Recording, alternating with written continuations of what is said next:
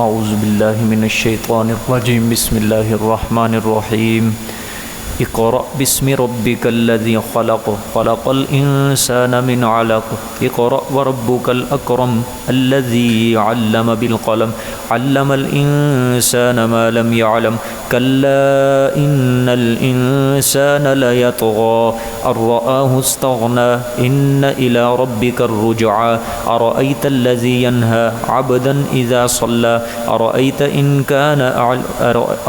ان كان على الهدى او امر بالتقوى أرأيت ان كذب وتولى الم يعلم بان الله يرى كلا لئن لم ينته لنسفعا بالناصية ناصية كاذبة خاطئة فليدع نادية سندع الزبانية كلا لا تطعه واسجد واقترب بسم الله الرحمن الرحيم إنا أنزلناه في ليلة القدر وما أدراك ما ليلة القدر ليلة القدر خير من 1000 شهر تنزل الملائكة والروح فيها بإذن ربهم من كل أمر سلام هي حتى مطلع الفجر صدق الله العظيم.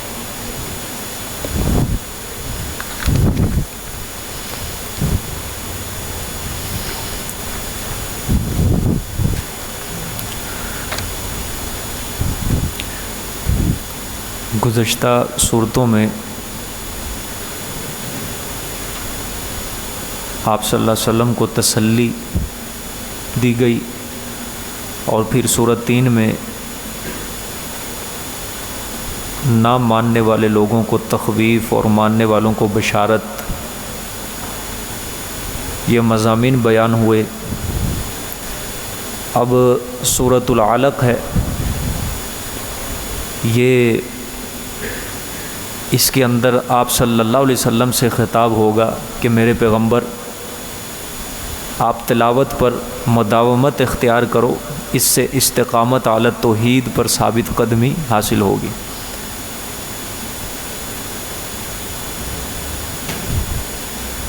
دیکھیں جی، اس کے اندر معاندین کی پرواہ نہ کرو، آپ صلی اللہ علیہ وسلم کو تسلی دی گئی ہے کہ یہ جو آپ کو تکلیفیں دے رہے ہیں، ایذائیں دے رہے ہیں، آپ ان کی بالکل پرواہ نہ کریں، آپ بالکل ان کا کہا نہ مانیں، آپ قرآن پاک کی تلاوت اور اس کی تبلیغ کے اندر لگے رہیں. تخفیفات ہیں، زجر ہیں، شکوہ ہے، تخفیفات، اس کے علاوہ بس یہی ہے اس کے اندر. دیکھیں جی، اقرأ باسم ربک الذی خلق خلق الانسان من علق. پڑھ تو، اقرأ پڑھ تو، بسم ربی کا ساتھ نام پاک اپنے رب کے، الذی خلق وہ ذات جس نے پیدا کیا، وہ ذات جس نے پیدا کیا، خلق الانسان من علق پیدا کیا انسان کو منجمد خون سے، من علق منجمد خون سے یعنی جمے ہوئے خون سے پیدا کیا.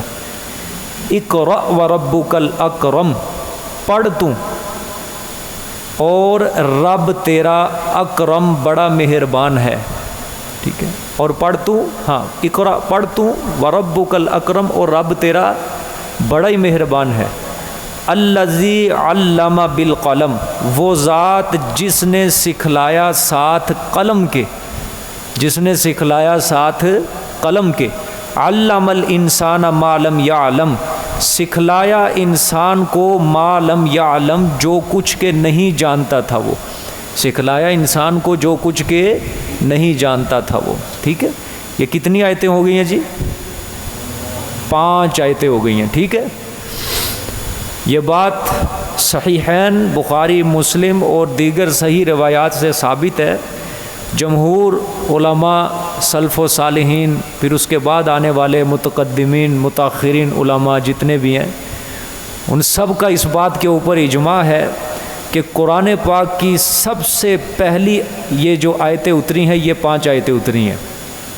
ٹھیک ہے، سورۃ علق مکمل نہیں بلکہ ابتدائی 5 آیتیں سب سے پہلی وہی آپ صلی اللہ علیہ وسلم کے اوپر اتری ہے.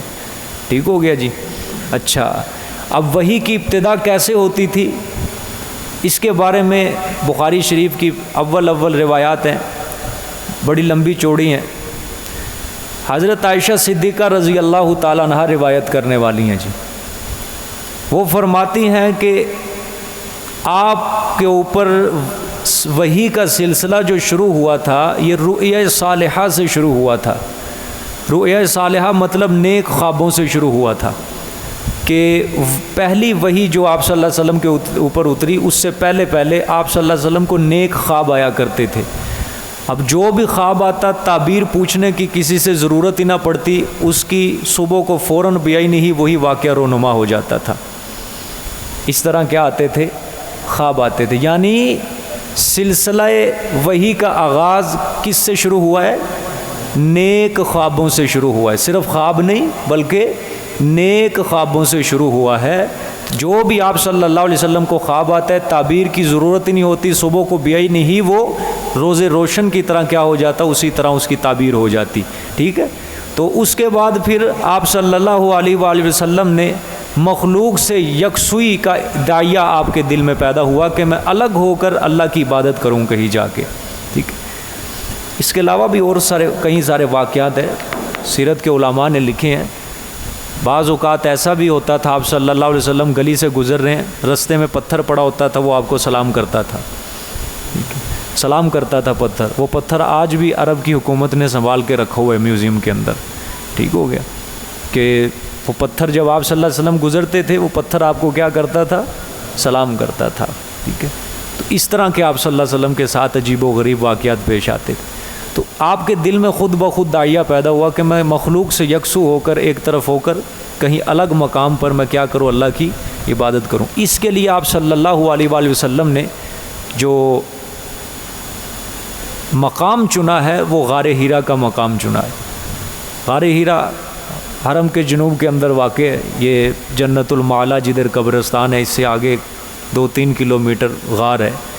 وہ غار اس حیت کی تھی کہ جب آپ صلی اللہ علیہ وسلم قبلے کی طرف منہ کرتے تھے اس کی بیک جانب بھی راستہ ہے اور سامنے کی جانب بھی تھوڑا سا سوراخ بنا ہوا ہے، اس سوراخ سے سیدھا حرم شریف نظر آتا ہے، بیت اللہ کیا آتا ہے؟ سیدھا نظر آتا ہے۔ جہاں آپ صلی اللہ علیہ وسلم اس طرح قبلے کی طرف رخ ہوتا تھا، عبادت کرتے تھے، تو وہ سامنے سے بیت اللہ کیا آتا تھا؟ نظر آتا تھا، حرم شریف سارا نگاہوں کے اندر ہوتا تھا۔ وہاں پہ بیٹھ کے آپ صلی اللہ علیہ وسلم عبادت کیا کرتے تھے۔ حضرت خدیجہ رضی اللہ تعالی عنہا سے اجازت لے جاتے، پھر کچھ دنوں بعد چکر لگا لیتے، تو اگر توشہ ختم ہو جاتا پھر توشہ لے کر چلے جاتے گھر سے، پھر کئی دنوں تک آپ اسی طرح غار کے اندر اکیلے بیٹھے عبادت کرتے تھے۔ دن رات آپ وہیں بیٹھے عبادت کر رہے ہیں۔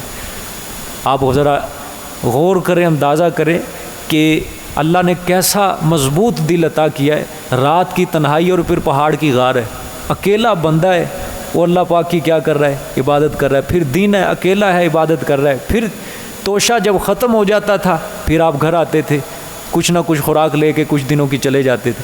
تو یہی ایام چل رہے ہیں۔ تو حضرت عائشہ صدیقہ رضی اللہ تعالیٰ نے فرماتی ہیں انہی ایام میں اچانک آپ صلی اللہ علیہ وسلم کے سامنے فرشتہ نمودار ہو گیا۔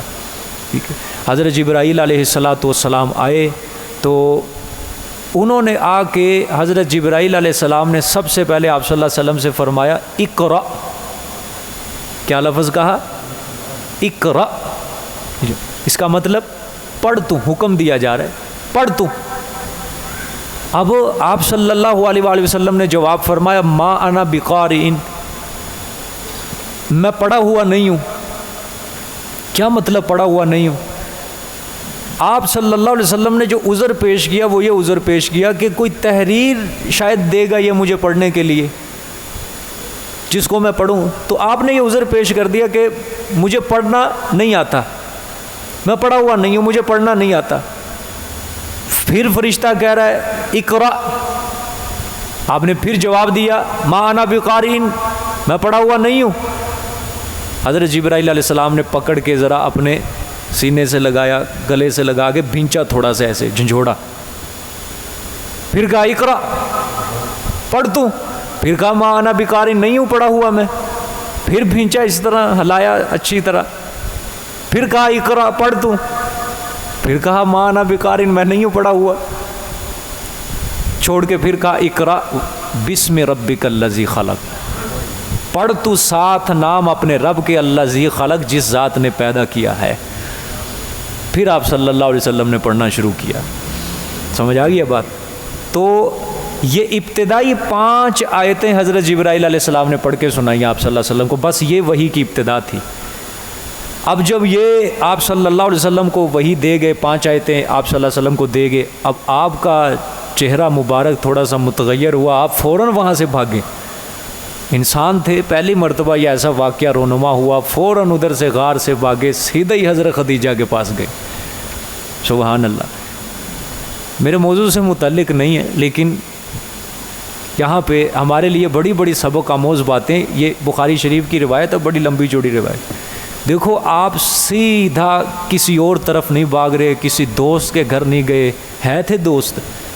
ابھی تک آپ صلی اللہ علیہ وسلم کو پورا مکہ صادق و امین کہتا ہے، ابھی تک تو ان کے سامنے دعوت نہیں رکھی نا، پورا مکہ آپ کے پاؤں تلے پھول بچھا رہا ہے، صادق امین کہہ رہا ہے، سچوں کا سچا، امانت دار ہے، یہ اپنے فیصلوں کے اندر جج آپ صلی اللہ علیہ وسلم کو رکھتے ہیں، فیصلے کرواتے ہیں، جھگڑے اپنے ختم کرواتے ہیں، اور بڑی محبت ہے بچے بچے کے دل میں، جوان کے دل میں، بوڑھے کے دل میں آپ صلی اللہ علیہ وسلم کی محبت ہے۔ کسی کے پاس نہیں گئے، کسی کے پاس نہیں گئے، سیدھا کس کے گھر گئے ہیں؟ حضرت خدیجہ رضی اللہ تعالیٰ عنہا کے گھر گئے ہیں۔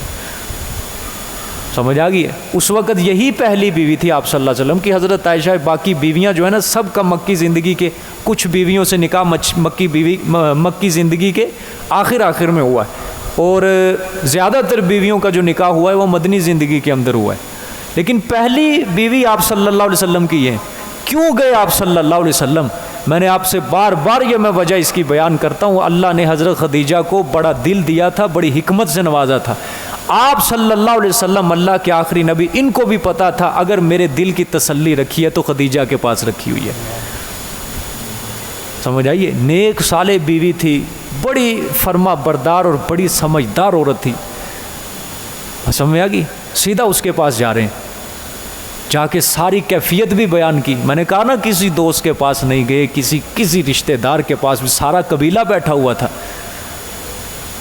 ابو طالب نے آپ کی پرورش کی ہے، وہ بھی زندہ ہے، اس کے پاس بھی نہیں گئے، حالانکہ وہ بھی بڑی محبت کرتے تھے، لیکن اس کے پاس سیدھا بی بی خدیجہ رضی اللہ تعالیٰ عنہ کے پاس گئے، جا کے ساری کیفیت بتائی کہ میرے ساتھ یہ ہوا۔ بلکہ تو جا کے پہلے سیدھا ہی گھر میں داخل ہوئے اور کہا زملونی، مجھے چادر اوڑھ دو، تکلیف ہو رہی ہے، مجھے سردی بہت لگ رہی تھی، مجھے اپنی جان جانے کا خطرہ ہے۔ یہ آپ صلی اللہ علیہ وسلم الفاظ کہہ رہے ہیں۔ حضرت عائشہ صدیقہ فرماتی ہیں کہ افاقے کے بعد حضرت خدیجہ نے سارے حال دریافت کیے کہ ہوا کیا ہے میرے سر کے تاج، بتاؤ تو صحیح۔ پھر آپ نے سارا غار کا واقعہ بیان کیا کہ میں بیٹھا ہوا تھا، عبادت کر رہا تھا، اچانک ایک فرشتہ آیا، اس نے مجھے آ کے یوں کہا۔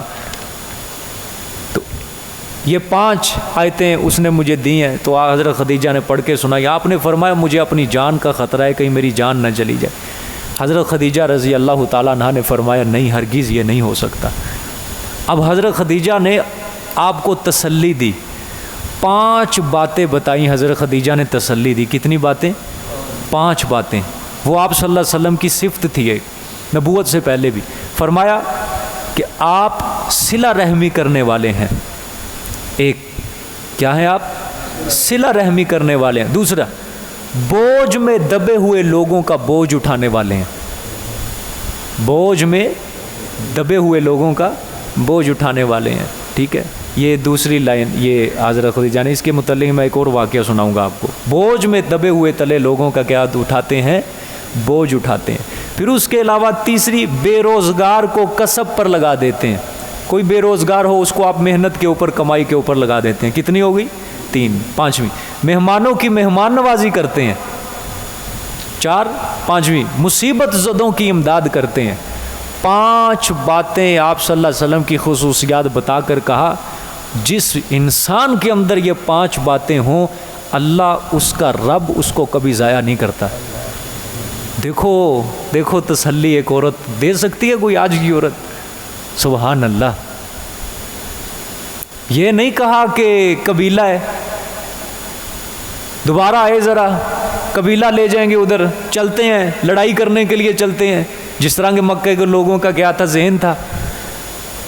یہ نہیں کہا آپ فکر نہ کریں، آپ کے ساتھ قبیلہ ہے، آپ کے ساتھ رشتہ دار ہیں، آپ فکر نہ کریں، سارے لوگ آپ کے ساتھ ہیں، آپ کو کچھ نہیں ہو سکتا۔ نہ، سبحان اللہ، 5 خصوصیات ذکر کے کہا اللہ آپ کو کبھی ضائع نہیں کر سکتا۔ پڑھی لکھی خاتون تھی، ان کے جو رشتہ دار تھے وہ بھی پچھلی کتابوں کا علم بھی ان کے پاس تھا، پڑھی لکھی خاتون تھی، اس لیے انہوں نے کہیں نہ کہیں کسی عالم سے، کسی پڑھے لکھے انسان سے سنا تھا کہ جس کے اخلاق اتنے بلند و بالا ہوں اس کے ساتھ اللہ کبھی بھی برا فیصلہ نہیں کر سکتا ہے۔ میرے عزیز دوستو، بات سمجھ آ رہی ہے آپ کو؟ اللہ پاک کسی بندے کی جب مدد کرتا ہے نا، اس کی نیکیوں کو دیکھ کر مدد کرتا ہے، یاد کر لو۔ اللہ کی مدد ہمیشہ کسی بندے کے ساتھ اسی وجہ سے آتی ہے کہ اللہ کو اس کی نیکیاں پسند ہوتی ہیں۔ ہمیشہ اپنی طاقت کے اوپر گھمنڈ نہ کرو، اپنے قبیلے کے اوپر، اپنے رشتہ داروں کے اوپر ناز کرنے کی کوئی ضرورت ہی نہیں ہے۔ آپ نیکیاں کرو، اچھے اعمال کرو، انشاءاللہ العزیز اللہ پاک آپ کی نیکیوں کی بدولت نہ دنیاوی معاملے میں نہ دینی معاملے میں اللہ کبھی بھی آپ کا سینہ کبھی زمین میں خاک آلود نہیں ہونے دے گا۔ یہ باتیں ذہن میں ڈال لو۔ اور آپ صلی اللہ علیہ وسلم کو جب یہ تسلی ملی حضرت خدیجہ رضی اللہ تعالیٰ عنہ سے، آپ صلی اللہ علیہ وسلم واقعتاً آپ صلی اللہ علیہ وسلم کے دل کو تسلی ہوئی تھی، اطمینان ہوا تھا۔ سمجھ آئی؟ ایک بار ساری بیویاں بیٹھی تھی، حضرت عائشہ رضی اللہ تعالیٰ عنہ نے کہا کہ یا رسول اللہ آپ کیوں اس بڑھیا کا بار بار تذکرہ کرتے؟ آخر دم تک آپ صلی اللہ علیہ وسلم کو خدیجہ نہیں بھولی تھی، مکی زندگی کے اندر ہی فوت ہو گئی تھی، مطلب نبوت کے 11ویں سال فوت ہوئی ہیں یہ۔ حضرت عائشہ نے کہا کہ کیوں آپ بار بار اس بڑھیا کا تذکرہ کرتے رہتے ہیں؟ آپ صلی اللہ علیہ وسلم نے فرمایا عائشہ ٹھیک ہے تمہارا مقام اپنی جگہ سب کا، لیکن اللہ نے میرے نکاح کے اندر جو خدیجہ جیسی عورت رکھی تھی نا، اس کے بعد مجھے خدیجہ جیسی عورت نہیں ملی ہے۔ ہاں، ایسا بلند مقام تھا حضرت خدیجہ رضی اللہ تعالیٰ عنہا کا۔ یوں ہی نہیں، اللہ نے پہلے نکاح کے اندر ہی آپ صلی اللہ علیہ وسلم کے حرم کے اندر حضرت خدیجہ رضی اللہ تعالیٰ عنہ کو بھیجا۔ ٹھیک ہو گیا۔ اور دوسری بات یہ بھی ہے، یہاں سے سمجھو، آپ دیکھیں روایت بیان کرنے والی کون ہے؟ کون ہے؟ حضرت خدیجہ کی کیا لگتی تھی؟ یہ بولو سارے، سوکن لگتی تھی، اور پوری روایت بیان کر رہی ہے ساری۔ ٹھیک ہو گیا۔ یہاں سے یہ بھی پتہ چلتا ہے ازواج مطہرات کے اندر کوئی وہ سوکنوں والا کام جو آج کی عورتیں ہیں وہ ہے ہی نہیں تھا ان کے کام۔ محبت کے ساتھ، پیار کے ساتھ، اطمینان کے ساتھ رہنا۔ پوری روایت ہے، لمبی چوڑی، یہ تو میں نے مختصر سنائی ہے نا، بڑی لمبی روایت ہے بخاری شریف کے اندر یہ، اور حضرت خدیجہ کے ساتھ آپ صلی اللہ علیہ وسلم کا معاملہ۔ اور دوسری بات یہ دیکھو، ابھی تو حضرت عائشہ کا نکاح بھی نہیں ہوا آپ صلی اللہ علیہ وسلم کے ساتھ جب یہ سارا واقعہ رونما ہوا ہے، یہ بھی بعد میں آئی ہے، مکی زندگی کے آخر میں کہیں جا کے نکاح ہوا ہے حضرت عائشہ صدیقہ کا۔ لیکن آپ یہ بھی غور کرو کہ بحیثیت خاوند حضرت عائشہ صدیقہ کو آپ صلی اللہ علیہ وسلم کے ماضی کے حالات پتہ ہیں سارا۔ آج ہماری عورتوں کو کیا ہوتا ہے، جب سے بس عقد ہوا ہے اس وقت سے اپنے خاوند کے حالات جانتی ہیں، باقی اس سے پہلے کی زندگی جو اس کی گزری ہے 25 سال 20 سال پہلے، وہ کچھ بھی نہیں جانتی کیا ہوا کیا نہیں ہوا۔ اب آپ ذرا غور کرو، یہی چیزیں ہوتی ہیں جو سمجھنے کی ہوتی ہیں کہ فرما بردار بیوی کی یہی علامت ہوتی ہے کہ یہ نہیں کہ سب جب اس کے عقد کے اندر آیا اس کا خاوند بس اسی وقت سے اس کو پتہ ہو، سارے حالات شروع کے پتہ ہونے چاہیے۔ لیکن شاید وہی اپنے حالات بیان کر سکتا ہے نا جس کا ماضی اچھا ہو، لیکن جس کا ماضی اچھا نہیں وہ کبھی بھی بیوی کے سامنے زبان نہیں کھولے گا۔ سمجھ آ گیا؟ اللہ اکبر۔ تو خیر یہ ابتدائی 5 آیتیں جو ہیں یہ آپ صلی اللہ علیہ وسلم کے اوپر ابتدائی وحی میں ہوئی ہیں، نازل ہوئی ہیں۔ اب جب یہ نازل ہوئی آیتیں، سارا واقعہ ہو گیا، بی بی خدیجہ نے بھی تسلی دے دی۔ حضرت خدیجہ رضی اللہ تعالی عنہا نے اب کیا کیا، آپ صلی اللہ علیہ وسلم کو لیا اپنے چچا زاد بھائی کے پاس لے گئیں۔ اس کا نام تھا ورقہ بن نوفل۔ کیا نام تھا؟ یہ نام یاد رکھ لو، ورقہ بن نوفل اس کا نام تھا، حضرت خدیجہ کا چچا زاد بھائی تھا، اور یہ بت پرستی کو چھوڑ کر عیسائیت قبول کر چکا تھا۔ اس وقت عیسائیت ہی دین حق تھا نا، سمجھا؟ عیسائیت دین حق تھا، مسلمان وہی ہوتے تھے اس وقت، حضرت عیسیٰ کی شریعت پر چلتے تھے۔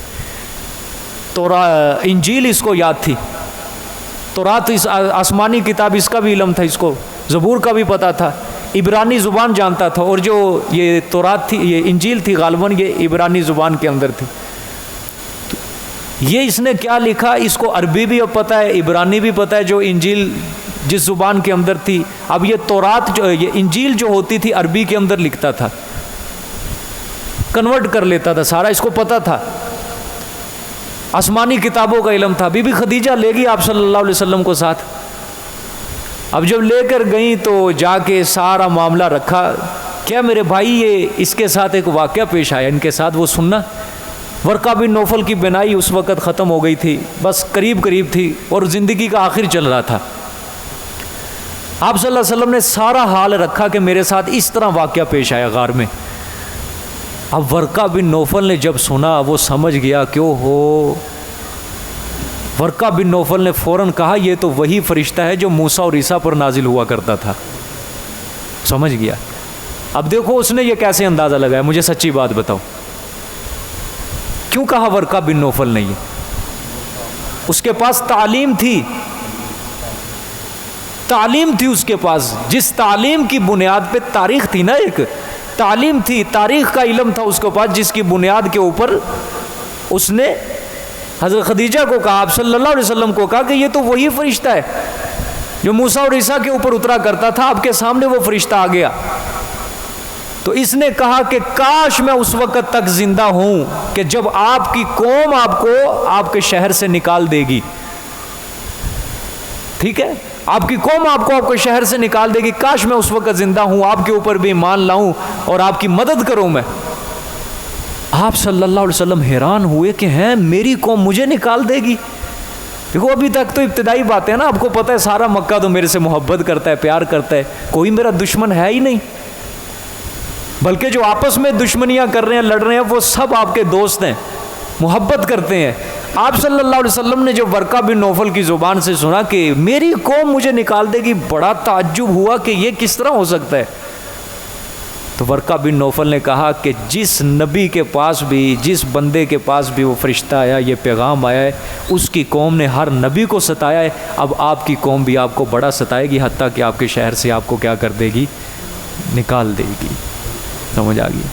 تو گویا آزمائش کا سلسلہ اب آپ صلی اللہ علیہ وسلم کے اوپر شروع ہوا ہے، بڑی سخت اور کڑی آزمائش کا سلسلہ شروع۔ میری بات ایک یاد رکھنا عزیز دوستو، آپ کا سلسلہ قرآن پاک کے ساتھ جڑ چکا ہے۔ اگر کوئی جاہل انسان ہوتا ہمارے سامنے، اس کو کسی اور طریقے سے ہم سمجھاتے، چونکہ آپ کے دل کی تسلی کے لیے بتانے لگا ہوں، حدیث بھی ہے اس کا مفہوم بھی بیان کرنے لگا ہوں۔ جب آپ نے اللہ کے دین کے ساتھ اپنا ضمیر لگا لینا ہے تو یاد رکھ لو آپ کے اوپر بھی آزمائش شروع ہو جائے گی، یاد کر لو میری بات۔ اللہ پاک آزماتا ہے انسان کو، عام بندہ جو ہوتا ہے اس کے اوپر آزمائش نہیں کہہ سکتے ہم، اس کے اوپر پھٹکار کہہ سکتے ہیں گناہوں کی، لیکن جو اللہ کے دین کے ساتھ وابستہ ہوتا ہے اللہ اس کو آزمائش میں مبتلا کرتا ہے، پھر اس کو آزماتا ہے، اب دیکھتا ہوں اس کا ایمان کتنا ہے دل کے اندر۔ اللہ ایمان کو آزماتا ہے اس کے، جس طرح پنجابی میں کہتے ہیں پانڈا کچا یا پکا۔ قرآن پاک آپ پڑھ لو گے، اللہ پھر آپ کو آزمائے گا، برتن کھٹکھٹائے گا اچھی طرح کہ ابھی برتن کچا ہے یا پکا ہے، لیکن آپ نے اللہ سے استقامت کی دعا طلب کرنی ہے، ربا مجھے استقامت عطا فرما۔ اول تو یہی مانگو اللہ سے کہ ہم آزمائش کے قابل نہیں ہیں، کمزور ہیں، یا اللہ پاک ہمیں دور رکھنا اس سے۔ اور اگر آپ کی رضا اسی میں ہو کہ آپ ہمارے اوپر آزمائش ڈالنا چاہتے ہیں تو ربا ہماری مدد آپ فرمائیے گا، آپ کی مدد کے بغیر ہم کچھ بھی نہیں ہیں۔ جس طرح حضرت ابراہیم نے آگ میں داخل ہوتے ہوئے کیا مانگا، حسبنا اللہ، میرے لیے کون کافی ہے، اللہ ہی کافی ہے، ونعم الوکیل، اچھا کارساز ہے میرے لیے وہ۔ سمجھ آ گئی ہے کہ نہیں؟ ہاں، یہ جو باتیں ہوتی ہیں نا، یہ معرفت کی باتیں ہوتی ہیں۔ عام دنیا دار، عام دین سے بے بہرا جاہل انسان وہ ایسی باتوں کو نہیں سمجھ سکتا۔ جس نے رہنا دنیا کے اندر ہے، جس کے چاروں طرف ہے ہی، سمجھتا ہے میرے خوشیاں ہیں، مجھے کیا ضرورت ہے اللہ سے مانگنے، اس کو نہیں ایسی باتوں کی سمجھ آئے گی۔ ہمیشہ ایسی باتوں کو وہی سمجھ سکتا ہے جس کے سامنے انبیاء کی زندگی ہوتی ہے، جس کے سامنے قرآن پاک کی تعلیم ہوتی ہے، ہمیشہ اس کے خانے کے اندر ایسی باتیں بیٹھتی ہیں۔ اللہ پاک اپنے دین کی صحیح سمجھ نصیب فرمائے۔ خیر، یہ آپ کے سامنے یہ باتیں رکھی ہیں، یہی ابتدائی آیتیں ہیں، ٹھیک ہے۔ اب ذرا تفسیر کی طرف آئیے جی اس کی۔ اقرأ فرمایا تعلیم دی گئی اللہ کے رسول صلی اللہ علیہ وسلم کو، جب بھی آپ نے پڑھنا ہے تو کس کا نام لے کر پڑھنا ہے؟ اللہ کا نام لے کر پڑھنا ہے۔ آپ نے قرآن کی تلاوت جب بھی کرنی ہے، سب سے اول بات تو جب بھی قرآن کی تلاوت کرنی ہے تو شروع میں کیا پڑھنا ہے؟ بسم اللہ الرحمن الرحیم، اللہ کا نام لے کے آپ نے تلاوت شروع کرنی ہے۔ یا حدیث شریف کا مفہوم، کوئی بھی اگر کام شروع کر تو کس کا نام لینا ہے؟ اللہ کا۔ حدیث شریف میں آتا ہے اللہ کا نام لیے بغیر اگر کوئی کام شروع کیا جائے تو وہ دم کٹا ہوتا ہے۔ دم کٹا مطلب بے برکتہ ہوتا ہے، اس کے اندر اللہ کی مدد شامل حال نہیں ہوتی، ٹھیک ہے۔ آگے دیکھیں، بسم ربی کا کیا کہا؟ بسم ربی کا۔ قرآن جب بھی پڑھے تو بسم اللہ الرحمن الرحیم، ٹھیک ہے۔ ایک اشارہ تو یہ ہے کہ اللہ کا نام لے کے شروع کرنا ہے قرآن پاک، ٹھیک ہے۔ اس کے علاوہ دوسرا اشارہ اس کے اندر یہ ہے ربی کا کے اوپر غور کرو، اپنے رب کے نام کے ساتھ شروع کرنا ہے۔ یہ دوسرا اشارہ ربی کا کے اشارے سے، رب کا مطلب کیا ہوتا ہے جی؟ پرورش کرنے والا، پالنے والا، تربیت کرنے والا۔ اب اس معنی کے ساتھ میں یہ پورا مفہوم ڈالنے لگا ہوں۔ یہاں پہ اللہ نے اشارہ کیا کہ میرے پیغمبر آپ کیا کہتے ہیں؟ ما انا بقارئ، میں پڑھا ہوا نہیں ہوں، فکر کیوں کرتے ہیں؟ اپنے رب کے نام کے ساتھ شروع تو کرو۔ آپ کے دل کے اندر ایسے علوم، ایسے معارف، ایسی فصاحت و بلاغت کے ساتھ آپ کا دل بھر دوں گا، بڑے بڑے پڑھے لکھے بھی آپ کے آگے عاجز آ جائیں گے۔ سمجھ آ گئی ہے کہ نہیں؟ اور عاجز آئے کہ نہیں؟ آج بڑے بڑے سائنسدان آج بھی محمد صلی اللہ علیہ وسلم کی تعلیمات پڑھ کے ان کو سمجھ کے عاجز آ جاتے ہیں، ان کی عقل وہاں پہ جا کے جواب دے جاتی ہے۔ سمجھ آ گئی؟ اگرچہ امی ہیں، پڑھے ہوئے نہیں ہیں، لیکن آج بڑے سے بڑے لوگ، بڑے سے بڑے پڑھے لکھے، تعلیم یافتہ اور بڑے سے بڑے سائنسدان آپ کی تعلیمات کے آگے کیا آ جاتے ہیں؟ عاجز آ جاتے ہیں، ہار جاتے ہیں، اپنے ہاتھ اٹھا دیتے ہیں۔ اقرأ بسم ربک، اپنے رب کے نام کے ساتھ کیا کرو؟ شروع کرو، ٹھیک ہو گیا۔ اچھا آگے الذی خلق۔ اچھا ربی کا دیکھو، اللہ کے اور بھی اسماء حسنہ ہے نا، بہت زیادہ اسماء حسنہ ہے، بہت زیادہ، لیکن ربی کا کو خصوصیت کے ذات ذکر کیا ہے۔ ربی کا کو خصوصیت کے ساتھ اللہ نے اسی وجہ سے ذکر کیا ہے کہ میرے پیغمبر دیکھو، ہر بندے کی، ہر مخلوق کی تربیت کرنے والا میں ہوں، اس لیے آپ اگر امی ہیں تو آپ کے امی ہونے کے باوجود بھی اللہ آپ کو پڑھوانے پر قادر ہے۔ یہ رب کے مفہوم کے اندر ہی شامل ہے، ٹھیک ہے۔ الذی خلق، وہ ذات جس نے آپ کو کیا کیا ہے؟ پیدا۔ آپ کو نہیں، عام، جس نے پیدا کیا، اس کے اندر ہر مخلوق ہے جی، عام ہے یہ الذی خلق، جس نے پیدا کیا ہے۔ اللہ بار بار قرآن پاک میں اپنی صفت یہ ذکر کرتے ہیں، میں نے پیدا کیا، میں نے پیدا کیا، میں نے پیدا کیا ہے۔ سمجھ آ گئی ہے؟ یہ اس کی وجہ یہ ہے کہ تمام مخلوقات کے اوپر اللہ نے جتنی بھی نعمتیں کی، جتنے بھی احسانات کیے، سب سے پہلا احسان اس کے اوپر وہ یہی ہے کہ اللہ نے اس کو وجود بخشا ہے۔ سمجھ آ گئی؟ اللہ نے کیا بخشا ہے؟ اس کو وجود بخشا ہے۔ سمجھ آ گئی ہے؟ دیکھو اللہ پاک نے سورۃ رحمان کے اندر میں آپ کو پوری بات سمجھا کے آیا ہوں، الرحمن علم القرآن خلق الانسان، اللہ نے انسان کی تخلیق کو پہلے بیان کیا کہ دیکھ میں نے تجھے کیا کیا ہے؟ پیدا کیا انسان کو، علمہ البیان، اور اس کو پھر کیا کیا ہے؟ بولنا سکھایا ہے۔ سب سے پہلے اللہ پاک تخلیق کی نعمت کو ذکر کرتے ہیں کہ سب سے پہلا انعام میرا تمہارے اوپر کہ تمہارا وجود جو ہے یہ اپنا نہیں، میرا عطا کرتا ہے، وجود ہے تمہارا۔ سمجھ آ گئی ہے جی؟ الذی خلق۔ اب آگے خلق الانسان من علق، پیدا کیا ہے انسان کو منجمد خون کے ساتھ، جمے ہوئے خون کے ساتھ، ٹھیک ہے۔ پہلے پوری کائنات کی تخلیق کا ذکر تھا الذی خلق میں، اب یہاں پہ بالخصوص کس کو ذکر کیا ہے؟ خاص انسان کو مخاطب کیا کہ انسان کو ہم نے جمے ہوئے خون کے ساتھ پیدا کیا ہے۔ سمجھ آئیے؟ وجہ اس کی یہ ہے، اب انسان کا اللہ نے ذکر کیوں کیا ہے؟ اس کی ایک وجہ یہ ہے کہ اشرف المخلوقات، اللہ کی ساری مخلوق میں اشرف المخلوقات کون سی؟ انسان ہے۔ انسان ہے اشرف اشرف المخلوقات، مخلوق جو ہے وہ انسان ہے، جو اس کی ذات ہے سب سے زیادہ عزت والی، شرف والی، مقام والی جو مخلوق ہے اللہ کی، وہ اشرف المخلوقات وہ انسان ہے. سمجھ آ گئی ہے؟ اور اس کے علاوہ دیکھو انسان کے اندر عالم کائنات کے بہت زیادہ نظائر پائے جاتے ہیں. ٹھیک ہو گیا؟ آپ مثال کے طور پہ اس کا دماغ ہی لے لو، انسان کا دماغ کے اندر اس کے کتنی باتیں بسی ہوتی ہیں. اسی طرح جی اس کے دماغ کے اندر مثلا سفر کر لیا، کوئی چیز پڑھ لی، کوئی چیز دیکھ لی، کوئی چیز سن لی، اس کے دماغ کے اندر کتنے نظائر بھرے ہوئے ہیں. اللہ نے سمع دیا، بصر دیا، دل دیا سمجھنے کے لیے، اور ایسی صفات اللہ نے کسی دوسری مخلوق کے اندر نہیں رکھی جتنی اعلیٰ صفات اللہ نے انسان کے اندر رکھی ہوئی ہیں. اس وجہ سے اللہ پاک نے یا خصوصیت کے ساتھ خلق الانسان ذکر کیا ہے. ٹھیک ہو گیا؟ ہاں. اور آگے ایک اور بھی وجہ ہو سکتی ہے. وجہ یہ ہے کہ انسان جو ہے ہمارے احکامات کا مکلف ہوگا. قرآن کے اترنے کا مقصد جو اگر سمجھے گا تو کون سمجھے گا؟ اس کو انسان سمجھے گا. اس لیے انسان کا ذکر خصوصیت کے ساتھ کیا. آگے من علق دیکھیں، فرمایا منجمد خون کے ساتھ. غالباً سورۃ مومنون کے اندر اللہ نے پوری ترتیب بیان کیا انسان کی پیدائش کی، کہ پہلے کیا ہوتا ہے؟ مٹی، پھر نطفہ، پھر لوتھڑا، پھر گوشت، پھر ہڈیاں، ہوتا ہے کہ نہیں؟ یہاں پہ من علق ذکر کیا ہے صرف منجمد خون کے ساتھ، حالانکہ پہلی حالت بھی ہے نطفہ، اس سے پہلے مٹی ہے. اچھا اس کے بعد پھر کیا ہے؟ ہڈیاں، پھر اس کے اوپر گوشت چڑھتا ہے. وہ نہیں اللہ نے ذکر کیا. وجہ کیا ہے؟ من علق منجمد خون، یہی کیوں ذکر کیا؟ جواب سمجھو. قرآن جامع معنی کتاب ہے، تفصیلات کے اندر قرآن پاک نہیں جاتا. جامع معنی ایک جگہ تفصیل ہو گئی نا اس کی، اب دوبارہ اللہ نے تفصیل کی ضرورت نہیں سمجھی. من علق، انسان جب ماں کے پیٹ کے اندر ہوتا ہے، من علق یہ بالکل درمیان کی کیفیت ہوتی ہے، درمیان کا دور ہوتا ہے من علق کا. اس سے پہلے دو دور ہوتے ہیں، مٹی اور نطفہ، پھر آیا درمیان میں علق، اس کے بعد پھر دو دور ہوتے ہیں، گوشت، ہڈی، پھر اس کے اوپر گوشت چڑھا جاتا ہے. ٹھیک ہے؟ دو دور ہوتے ہیں، دو دور پہلے، دو دور بعد. درمیان کا دور اللہ نے ذکر کر کے اللہ پاک نے اشارہ کر دیا، پہلے دو دور کی طرف بھی اشارہ کر دیا، آخری دو دور کی طرف بھی اشارہ کر دیا. سمجھ آئی؟ اس لیے درمیان کا دور اللہ نے ذکر کیا کہ منجمد خون کے ساتھ انسان کو ہم نے کیا کر دیا ہے؟ پیدا کر دیا ہے. آگے اقرأ وربک الاکرم، پڑھ تو، کیا کر؟ پڑھ تو. دوبارہ تکرار کیا گیا ہے اقرا کا، دوبارہ مکرر ذکر کیا گیا ہے. پہلے بھی اللہ نے اقرا ذکر کیا، دوسری مرتبہ بھی اقرا ذکر کیا ہے. اس کی کیا وجہ ہے؟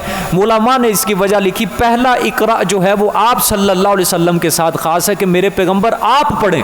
دوسرا اقرا جو خاص ہے یہ عام مخلوق کے ساتھ کہ میرے پیغمبر آپ نے مخلوق کو بھی دعوت و توحید کا کیا کرنا ہے؟ کام دینا ہے. ٹھیک ہے؟ وَرَبُّكَ الْأَكْرَمُ، اور آپ کا رب کیا ہے؟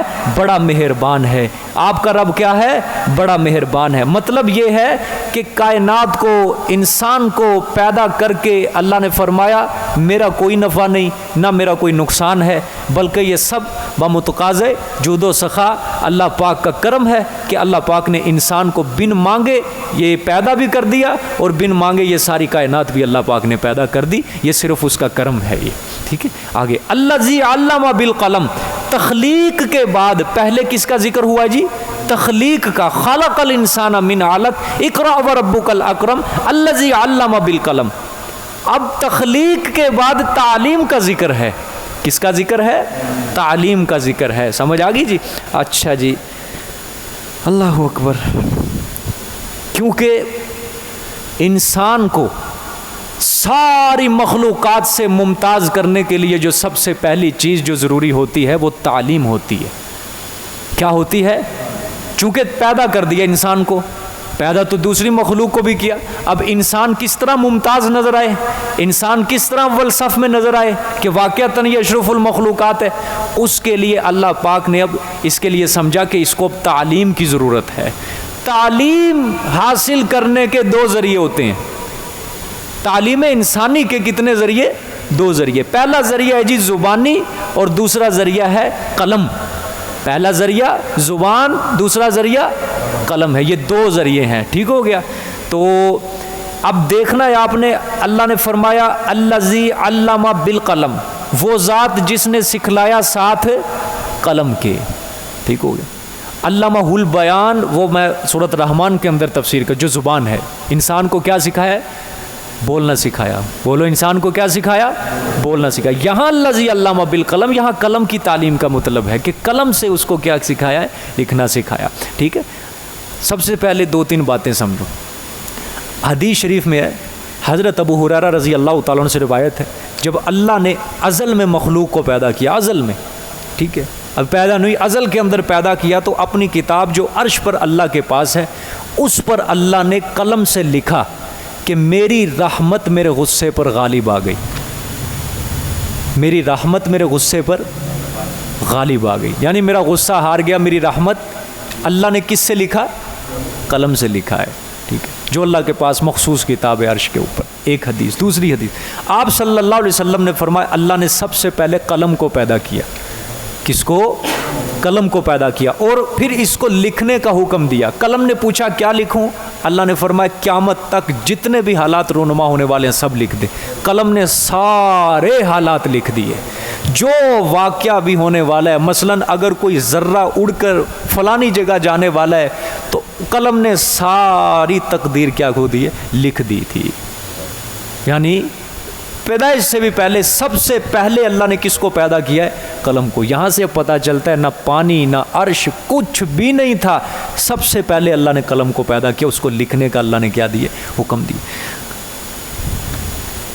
قلم کی 3 قسمیں ہیں. کتنی؟ 3 قسمیں. پہلا قلم وہ جس کو اللہ نے اپنے ہاتھ سے بنایا اور اس کو لکھنے کا حکم دیا. ایک تو قلم وہ ہے جو ابھی حدیث شریف کے اندر میں نے بیان. دوسرا قلم فرشتوں کا قلم. کس کا؟ فرشتوں کا. وہ فرشتے جو انسان کے اعمال لکھتے ہیں، یا انسانوں کے ساتھ جو بھی واقعات رونما ہونے والے وہ تقدیر لکھتے ہیں اللہ کے حکم سے، وہ قلم.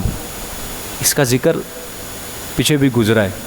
نون والقلم وما یسطرون، قسم ہے قلم کی اور جو کچھ لکھتے ہیں لکھنے والے، ان کی قسم ہے، یعنی فرشتوں کی. تیسرا قلم یہ ہمارے ہاتھ کے اندر جو ہے یہ قلم. اب یہ نہ سمجھنا کہ اللہ کا قلم اس طرح کا ہوگا یا فرشتوں کا قلم بھی اس طرح کا ہے، نہ، کیفیات ہم نہیں جانتے. بہرحال قلم ہے. اللہ کا قلم کس طرح ہے ہم نہیں جانتے، فرشتوں کا قلم کس طرح ہے ہم نہیں جانتے. ہاں ایمان ہے اللہ نے قلم پیدا کیا، اس کو لکھنے کا حکم دیا. ایمان ہے فرشتے لکھتے ہیں، لیکن ہم نہیں جانتے کس طرح لکھتے ہیں، صفحے ہیں یا کیا ہے، کوئی قلم ہے، قلم کیسا ہے، ہم کیفیت نہیں جانتے. ایمان ہے کہ فرشتے قلم سے لکھ رہے ہیں، بس کیفیت میں جانے کی ضرورت ہی نہیں. تیسرا جو ہمارے ہاتھوں کے اندر جو قلم ہم لکھتے ہیں. ٹھیک ہو گیا. امام مجاہد ہیں، غالباً حضرت عبداللہ بن عباس کے شاگرد ہیں، یہ فرماتے ہیں اللہ نے ساری کائنات میں 4 چیزیں اپنے ہاتھ سے بنائی ہیں خصوصاً. باقی جتنی بھی کائنات ہے اللہ نے کن کہا وہ بن گئی، لیکن 4 چیزیں خصوصاً اللہ نے اپنے ہاتھ سے بنائی ہیں. کون کون سی ہیں جی؟ قلم، عرش، جنت، آدم علیہ السلام. قلم، عرش، جنت، آدم علیہ السلام، یہ 4 چیزیں اللہ نے اپنے ہاتھ سے بنائی ہیں. آدم علیہ السلام کی پیدائش کے متعلق تو اللہ قرآن میں فرماتے خلقت بیدی، میں نے پیدا کیا اپنے ہاتھ کے ساتھ اس کو. سمجھ آ گئی؟ تو خیر یہ لکھنے کا جو فن ہے یہ بہت اعلیٰ فن ہے. ایک بہت بڑے اللہ والے تھے. خیر تاریخ کے اندر آپ دیکھیں آج سے کئی سال پہلے، 1000 سال پہلے چلے جائیں، 2000 سال پہلے، بڑے بڑے بادشاہوں کی دستاویزات جو ہوتی تھی وہ کس طرح ہوتی تھی؟ قلم بند ہوتی تھی. بڑی بڑی حکومتوں کے راز جو ہوا کرتے تھے وہ کس طرح ہوتے تھے؟ قلم کے ذریعے لکھے جاتے تھے. آپ صلی اللہ علیہ وسلم نے جو خطوں کو کتابت کی ہے، بادشاہوں کو خط بھیجے، یہ کس کے ذریعے بھیجے؟ قلم کے ذریعے بھیجے. سمجھ آ گئی ہے؟ اس کے علاوہ بعد میں آتے جائیں بڑے بڑے علماء نے جو اپنی اس وقت تصنیفات لکھتے تھے، کس سے لکھتے تھے؟ دیکھو زبانی تحریر تو نہیں ہے نا، ایک چلو زبان بھی ہے نا تعلیم کا ذریعہ، لیکن قلم جو ہے یہ بھی تعلیم کا سب سے بڑا ذریعہ ہے. 2 چیزیں یاد کر لو ایسی اللہ نے دی ہیں جو 2 چیزیں تلوار کی دھار سے بھی بڑی سخت ہوتی ہیں. یہ ایک قلم، ایک زبان. علامہ اقبال رحمۃ اللہ علیہ، اللہ نے قلم کس طرح خوبصورت اور اچھا عطا کیا ہے. کہ اس کے اشعار کو پڑھ کے اس نے اپنی شاعری کے اندر جو مسلمانوں کو نظریہ دیا ہے، یہ سارے مغربی تہذیبیں جتنی بھی تھے یہ تڑپ اٹھی تھی ساری۔ اس کی تعلیمات کے اوپر یہ آج کے نوجوان عمل کر لیں تو میں کہتا ہوں بڑے آگے تک مسلمان جا سکتے ہیں۔ لیکن اس کے ایوان جو تھے، علامہ اقبال نے قلم کے ساتھ جو جہاد کیا، یہ مغربی تہذیبوں کے ایوان لرز اٹھے تھے۔ یہ کیا لکھ گیا ہے؟ کیونکہ اس کے شعر کے اندر اللہ نے ایسی ایک چیز رکھی ہوئی ہے کہ تڑپ رکھی، انسان کا خون جو ہے وہ لرز اٹھتا ہے، ایک بار تڑپ اٹھتا ہے۔ ایسا جوش رکھا ہے اس کی شعر کے اندر، طاقت رکھی ہے، قوت رکھی ہے اللہ تعالیٰ نے اس کی قلم کے اندر۔ کسی کسی کو اللہ عطا کرتا ہے یہ فن۔ بڑے بڑے علماء نے جیلوں کے اندر بیٹھ کے کتابیں لکھی ہیں، جیلوں کے اندر بیٹھ کے قرآن کی تفاسیر لکھی ہیں، جیلوں کے اندر بیٹھ کے حدیث کی تشریحات لکھی ہیں۔